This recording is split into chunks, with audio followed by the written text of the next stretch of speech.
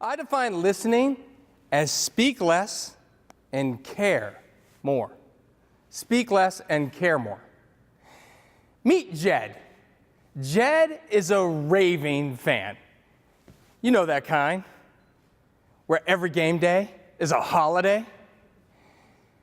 No cooking, no cleaning, no family events. Jed's daughter even moved her wedding out 2 days because the Michigan Wolverines made the NCAA Final Four. You see, Jed is a huge Michigan Wolverine basketball fan, and he never misses a game.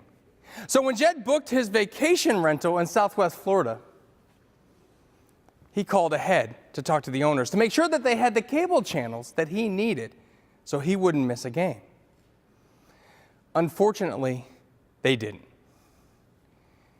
So what did the owners do? Well, they really had three options. You see, listening has three levels to it. The first of which is where the owners hear Jed say he needs the cable channels.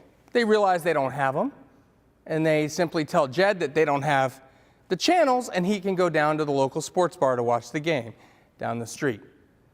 The second level is when they hear Jed and his love of the Michigan Wolverines basketball, and they call the cable company, find out they don't have them, and they add the channels to their package just for the month that Jed is going to be there.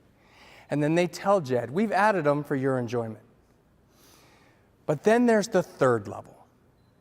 You see, the third level of listening is when you realize it's your responsibility to really take an interest in what the other person is saying, to care about what they're saying to you. You see, when you take a genuine interest in what other people are saying, you are armed with the resources to take your relationship to the next level. That's what these owners did. They tapped into the third level of listening, where they heard Jed say that he had a love of the Michigan Wolverines basketball team. And they called and find out they didn't have the channels. So they added them. They told Jed that they added them for his enjoyment. And then they told him about the sports bar down the street where he could go and perhaps celebrate with other Michigan fans who were actually vacationing in Southwest Florida as well.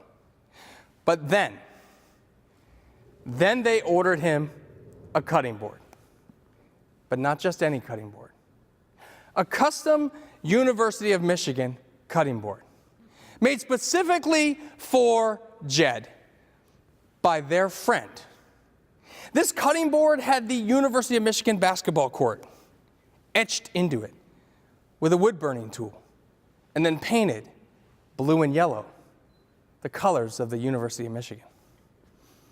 The logo was prominently centered on center court. This cutting board had some amazing details on it. Could you imagine what your business would be like if you tapped into that third level of listening? As realtors, you spend a lot of time with your clients. Just imagine how many more word-of-mouth referrals you would get.